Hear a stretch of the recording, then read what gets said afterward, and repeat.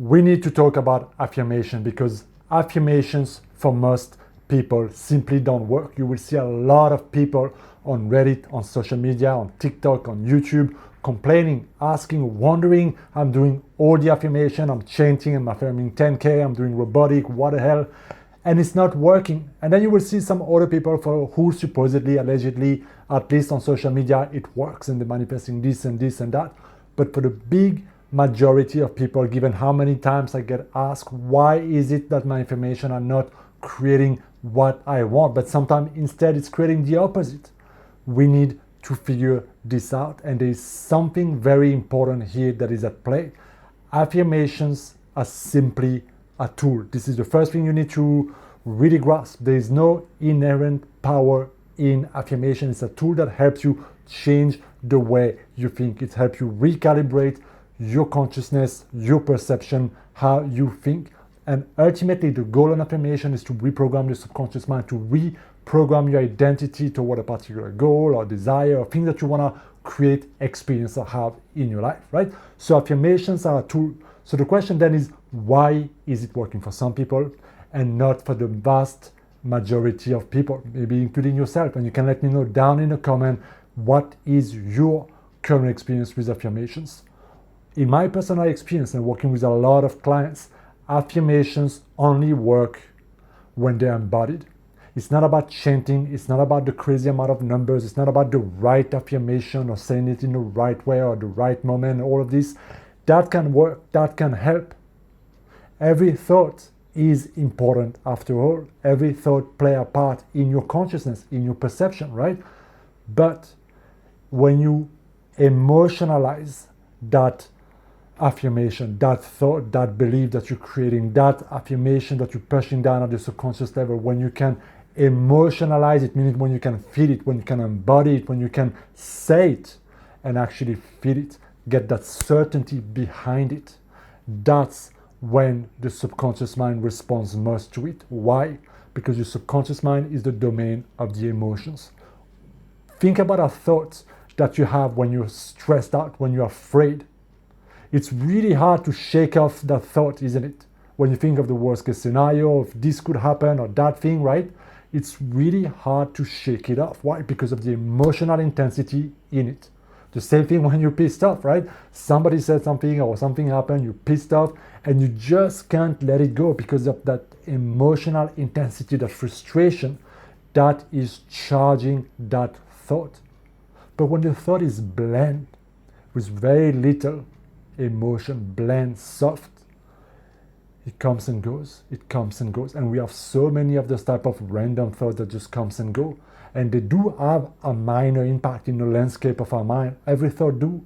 But the one that have the biggest impact, and you know that because most of those are negative, right? We're very good at noticing those big negative thoughts that just we can't shake off, like we just talked about. But when we can create new thought, and this is why we bring affirmation in our life, right? It's to balance, to let go of those old thoughts, negative, limiting, and to introduce something new, something empowering, something that takes our life in a different direction. So it's something that helps us change the identity, change the consciousness that we mostly operate from unconsciously, habitually, into something new. Yeah, at least that's my definition of affirmation. That's how I teach it, that's how I use it with my clients. The biggest challenge that people have when the affirmation is way too out there, meaning where they are and what they affirm, there's too big of a gap. And so what happens is that the whole nervous system is constantly living in stress, in survival, in fear, in anger, in guilt, in unworthiness, right?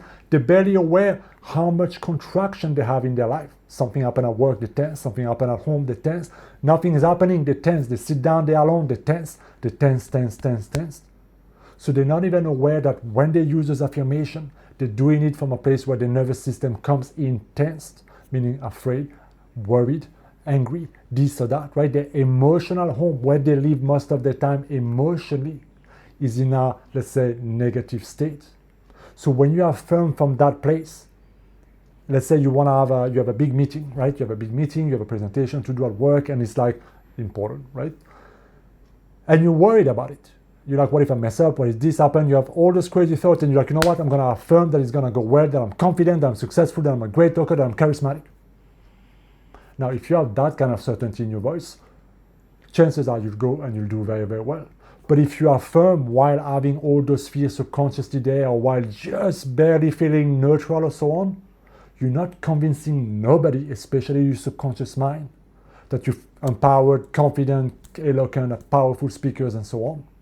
You can, if you can really get yourself in a mental picture and really embody yourself, right? Like we talk about that embodiment.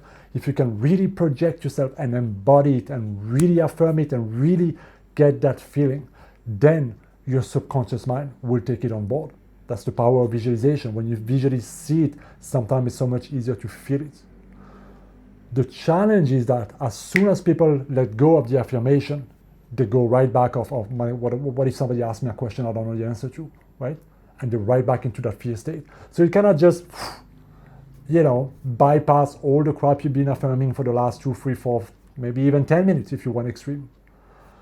So you're living in a state, in an identity that is never resonant fully with what you're trying to affirm. Sometimes it's better to not like lower your standards, so to speak, but to bring it in a way where you can have that certainty in that new thought, when you can keep it with you throughout the day, when you can have that certainty in what you affirm. What is certainty? Certainty is a belief. I know I'm going to get it. I know it's going to go well. Even if I mess up, I'm going to be okay. When you have that form of conviction, that form of belief in yourself, your subconscious mind loves this. And then it's easy to bridge the gap to something a little bit higher, and something a little bit higher, and something a little bit higher, because it's not just a moment of when I do my affirmation that I press play and then it's over. Every thought, you could say, is an affirmation. But most of your thoughts come from that identity, from most of the contraction that most people feel every single day. So affirmation are a tool to help you change that consciousness. But this is why I always do deep identity work with my clients together. And affirmation is just one of the tools, one of the things that we do.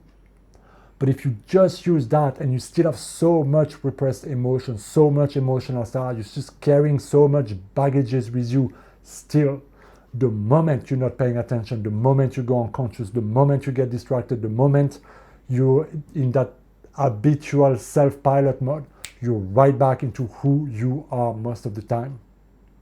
Just think about who you are when you do your chores, when you're driving, when you do those things and your mind just boom, boom, has that space to think about stuff, to have those thoughts, to have those things. That's when you know what is actually really happening habitually in my mind when I'm not paying attention. So identity work goes hand in hand with your affirmation, especially if you're trying to go from place here into a place much, much higher or quite different, like quite a leap.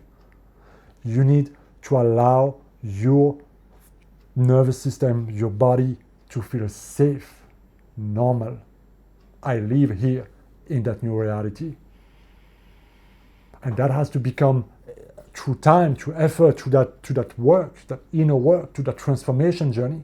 That has to become the new normal. So I hope this makes sense. So how do you practically use this in your life? Look, I don't know what your affirmation practice is and so on, right? My invitation for you will be, if you're simply using affirmation and so on, good. It's better to have it than not do anything. But then the question will be, how can I embody, when I use those affirmations, when I say those affirmations out loud or in my mind, what's my state? How do I feel? Am I feeling contracted? Right? Is it in form of tension in my body? Am I feeling calm, relaxed, confident, serene, certain?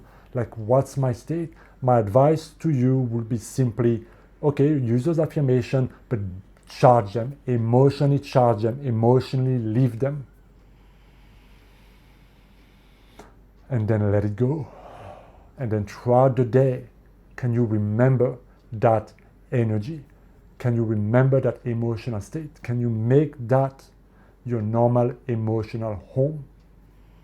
If you have any question, if you need help on your journey and you want to work one-on-one with me, if you want to transform your identity, to transform your reality, you can book a session with me down in the description. Together, we can see if we are a good match and how we can accelerate your result and fast track your progress. The link is down in the description. Thank you for watching this video. I'll see you next time. Be well.